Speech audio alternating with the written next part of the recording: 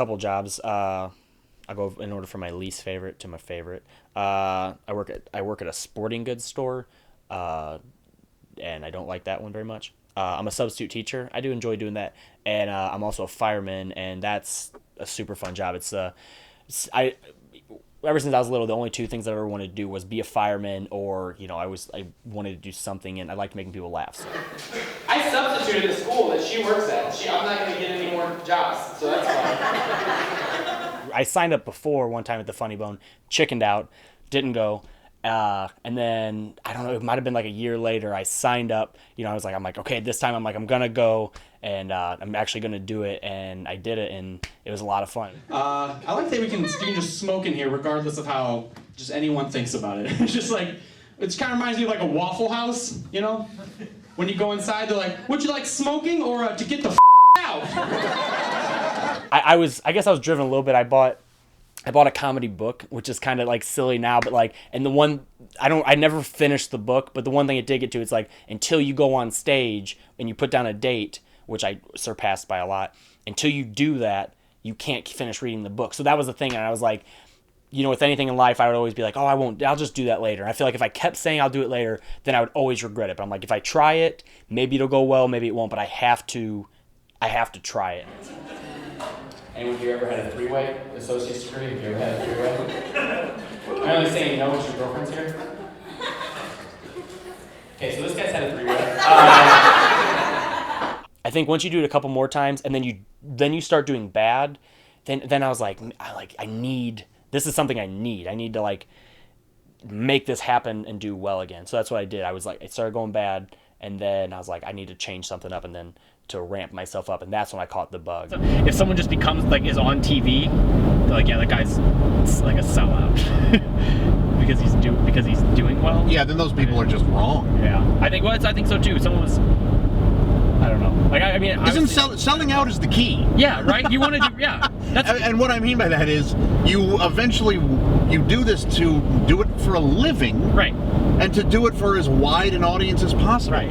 How is that selling out? Now, if you change your act in order to, or if you say things on stage that you don't believe in, right, in order to get some of those things, yeah, then that's probably selling out. Yeah. But I don't think a lot of people are doing that. Yeah. And if they are, they don't do it for long. They either wise up because they realize that even though they got those things, they're unhappy, or audiences either consciously or subconsciously stray away from them because they realize they're not seeing a genuine act. Right. I wouldn't say my jokes are always story based, but it'll be something I like to use as much real stuff that happened. I don't like to make up something. Something will happen, and if I find it interesting or it makes me laugh, especially if it doesn't make anyone else laugh, but I'm like, I need to try to make a way to make this funny on stage. So I was helping my dad in the garage the other day, and by helping my dad, I mean pissing him off. Because I don't know, I never do anything right. It's like, hold the light, hold it right here, where I'm looking. I don't know where you're looking. He's like everyone else. He's known me for years, but apparently, I guess I look like a guy who knows a lot about cars. I don't.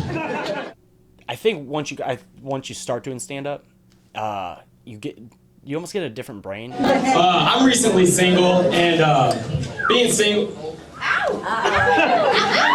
I'm not dating right now. So being single, realizing a few things back in the dating world.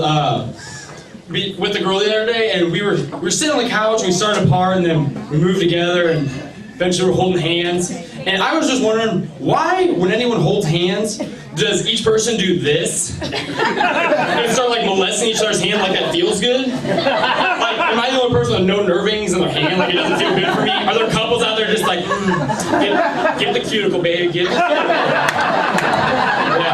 I don't like it, because I think the thumb is a wrestler, not a massager. That's just practice with the ladies. Because they say practice makes perfect, but that's wrong. Because if practice makes perfect, I wouldn't miss the toilet so much when I peed. I've been doing it since I was 11. I think it'd be pretty good by now. But I'm not.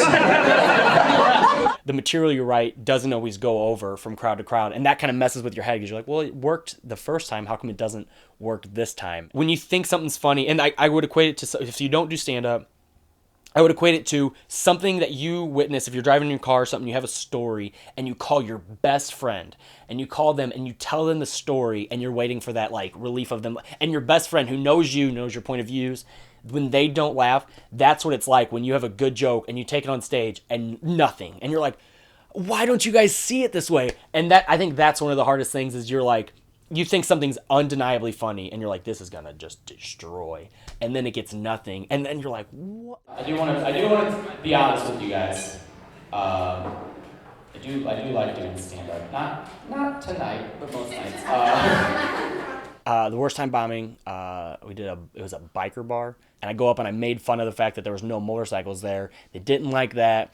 And Kobe kept talking, so I engaged them because they were heckling, and they didn't like that I made fun of that person because apparently she was the cook of the bar, and they hated me. And the one guy he's like, hey, your hoodie's gay. And I was like, all right. And he goes, your hoodie looks gay. And I was like, okay. He's like, you're gay. I was like, are you saying I'm gay or your hoodie? He's like, the hoodie makes you gay. It was like something like that. And I was like, so you're saying I get dressed this morning and I'm like, I'm just like a straight guy, but I put on this hoodie and it's like, I'm gay.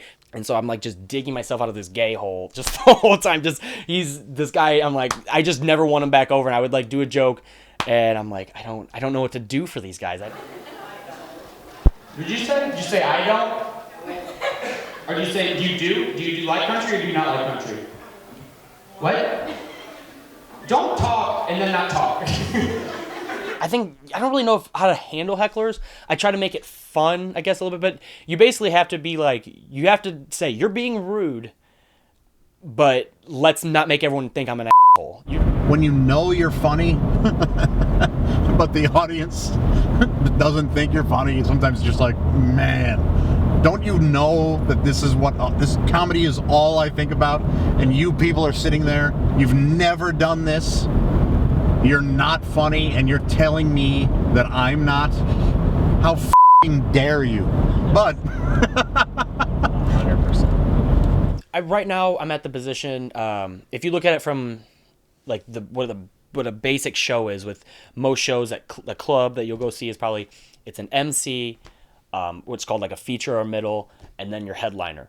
And right now, I'm in between. What at least I would think I'm a pretty solid host. I do pretty well, and I'm trying to get that arc over to become a middle. So I'm kind of right now I'm like in that middle section, and I'm fine with that. A lot of people, they want to get to that next step faster, and I would love to be that next step. I'm not saying I'm super humble. I would love if tomorrow I was a middle act and I could travel with my own headliner, but as of right now, I'm lucky enough to be getting constant like either hosting work or people want me on their shows for some reason. What's this f***ing problem? I'm sorry, Mom. You get upstairs right now, mister! Shit, ass. So that's, and a lot of it did pick up after I won the 2013 Funny Bone competition. Before it was just Bobby's funny, you can put him on the show, but now they're like, well, he won something, so he's super funny. Which doesn't mean I'm the funniest guy in St. Louis. That comedy is just so subjective, and there's people who I'll put on showcases that I do, and their comedy doesn't translate to the crowd that we have, which makes me upset because I'm like, this person is funny. It's just not you wanted like a puppet or something, and this person doesn't do it. It's a little bit smarter humor, and I wish you guys like this person, but it's just not gonna mix. We started this over a year ago. We've been doing like, this will probably be, I think this is the 11th show, and it basically started out for like, there's a couple reasons. A lot, like I didn't feel like I was getting enough time in St. Louis, and I also felt like some of my friends felt the same way, so I was like, I definitely want to take this in my own hands. I was like, I want to start my own comedy show. I host every show. I go first. I always just wanted it to be, I want it to be a room where people could come and try more than 4 minutes, because a lot of places you go, you only get 4 minutes, which is good starting out because that's all you really need. But I wanted my friends to get more time, so a lot of people on the show now are getting between 15, 20 to 30 minutes, just depending on how well they're doing in the comedy scene. Some of the shows sell out, they're full of the rooms. We may have some slow shows, where it's like a snowstorm or something like that. It's unfortunate because you're at the lowest attendance we've ever had. Pretty sweet. It's all good, we're gonna have a good show.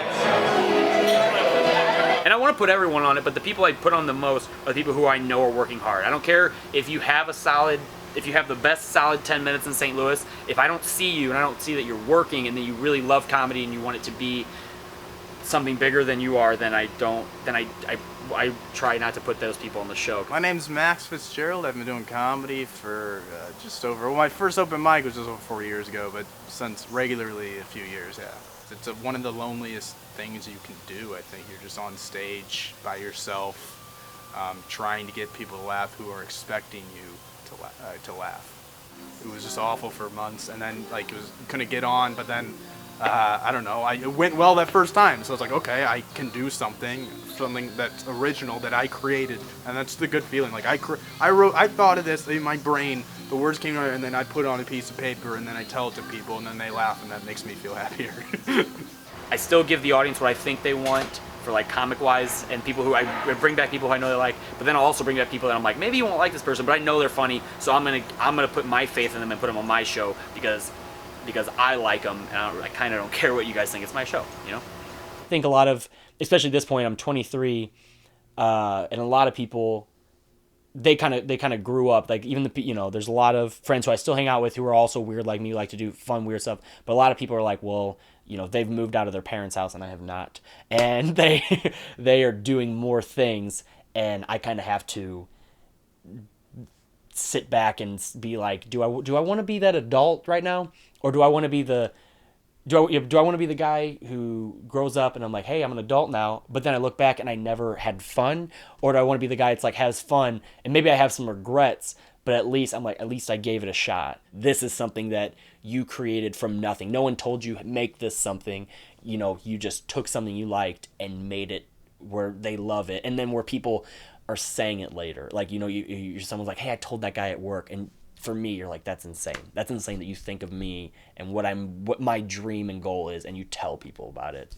That's the best part for me. Thank you guys so much for coming out. My name's Bobby J. Guys, please be safe.